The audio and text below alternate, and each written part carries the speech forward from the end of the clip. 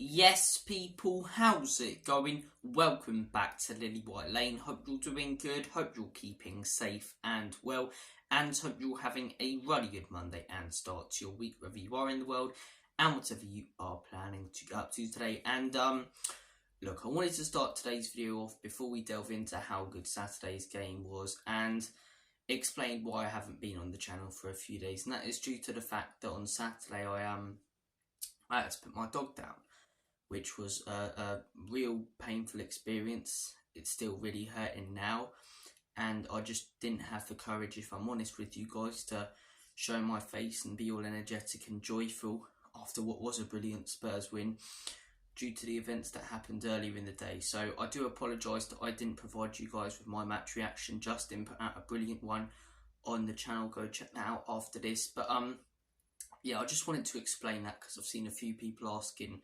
where I've been the last few days, and that's the story behind it. I had to say goodbye to my dog, who was only 4 years of age. It was a real painful experience on Saturday, but I wanted to come back on here today a few days after, and I wanted to talk about Saturday's game and how good it was. And I do apologise if I'm not overly energetic. I've just explained what's happened over the weekend for me, but I will try to be, because it was a very energetic performance from Tottenham Hotspur, and a fantastic performance. Yes, we were 1-0 down, you know, in the 97th minute until we scored those 2 goals, but we were all over them for the entire game. All over them, smashing in shots left, right and centre. I believe we had 28 shots. It's like you're looking at the stats after every single game for Spurs this season, the amount of chances we're having. It's brilliant to see. It's brilliant to see how many chances we're creating. We need to take more of them. Granted, 2 out of 28 shots is not brilliant, but what an ending to that game. What an ending to that game. And you can't say we didn't deserve it. It's not like, oh, they were 1-0 up, you know, and Sheffield United were brilliant. No, they parked the bus, they sat back, they were lucky a few times. Their keeper was having an absolute worldie, reminded me of that Tim Krul worldie against us, and I thought it was going to be another one of those days, but it didn't turn out to be. Spurs got exactly what they deserved. Richarlison with a big header goal to make it 1-1. That was fantastic. Great for his confidence as well after he came out in the week and talked about mental health. And then Dejan Kulusevski, one of the most underrated and underappreciated players in this Spurs team, with some brilliant skill, and smashes it into the back of the net. The keeper didn't even move. Delirium in the Tottenham Hotspur Stadium at the Lane. Those are probably the best limbs we've had in the South Stand and at our stadium since it's been built. I understand the ones against Arsenal, but, you know, no one expected that. No one expected that. I think we were all just looking at a scoreline going, same old Spurs, isn't it? You know, we've created more chances than them. We've had more possession than them, more corners, more shots.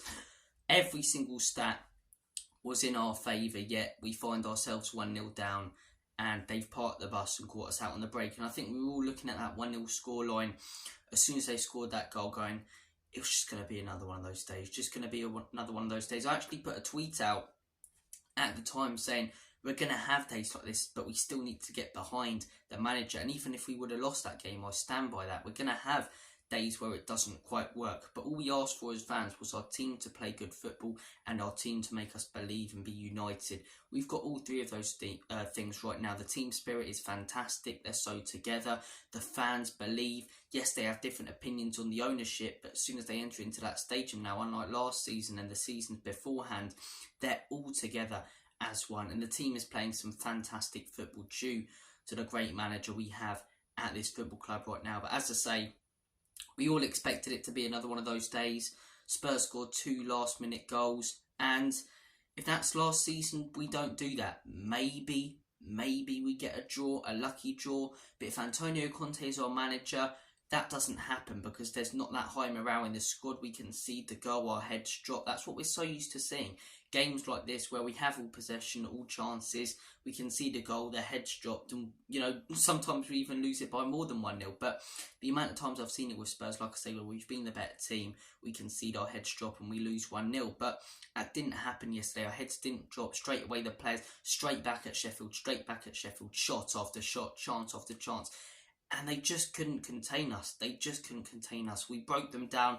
As soon as Richie scored that equaliser, I thought we were going to go on to win it because of the belief in that squad. And it's the most belief I've seen in the Spurs squad for so long, and they're so together as a team, and it's great to see. You want your team to be all together, working so hard, and the celebrations show that. For the second goal, Vicario, I'm loving this kid. I'm absolutely loving this kid. Not only is he a fantastic shot stopper, but he's loving Tottenham Hotspur. He's really enjoying playing his football here, like the rest of the players, but runs the entire length of the pitch, starts, doing the Jurgen Klopp fist in the air and that, trying to box the air. And look, it was brilliant from Vicario there, but the celebration to that second goal, players running crazy, fans going absolutely mental. That's what we mean as Spurs fans when we've got our Tottenham back. And I think when we say we've got our Tottenham back, it's misinterpreted by opposition fans. They think, oh, here we go, we got our Tottenham back, we're going to win everything. No, it's not that. We've got our Tottenham back because we've got a team that believes, a team that works together, and a team that has made us as fans believe again due to the fantastic style of football that they are playing. Everyone in that Tottenham team is impressing me right now. Vicario, I think, has been very solid, has made some fantastic saves. He deserves more clean sheets than he's had, to be honest. And the goals he's conceded, there's nothing he could do. The Burnley goal last week, or both of them, nothing he could do about that.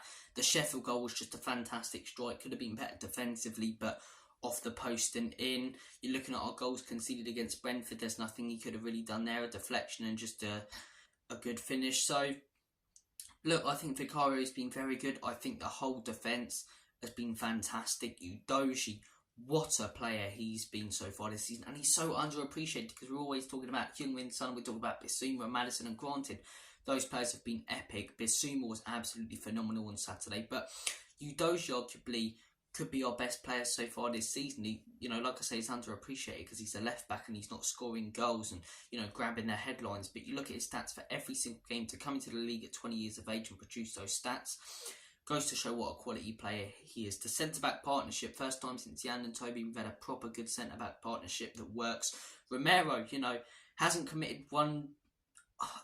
Was it one foul I saw the other day, or was it that he hasn't been booked so far this season? I think I may be wrong about the one foul thing, but I saw the other day that Romero hasn't been booked this season. It goes to show he's not a reckless player. He was reckless last season, but he was getting frustrated about the fact he had to do everything himself. Now he's got a quality partner by his side. The guy's back where he wants to be and back where he should be as that world-class centre-back. I genuinely believe he's one of the best in the world. Right back, Pedro Porro.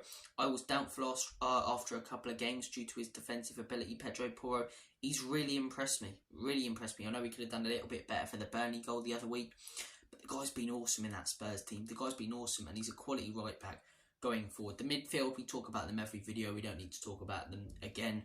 Sarr, Maddison, Bissouma, absolutely epic. Bissouma this season, man, what a player. And Maddison, player of the month curse, manager of the month curse, neither worked. And we'll get to a manager in a second. And in that front three, Heung-min Son again, yes, he didn't score, but he was contributing to play. Richarlison came on, made an impact score. That will do his confidence a world of good. Since he came out and said about therapy, he scored for Brazil and for us. Clearly coming out and expressing those emotions has done him good. And then you're looking at Johnson, the impact he made. Kulu, yet another fantastic goal and winner. I believe that's his second of the season. He's looked really, really sharp this season.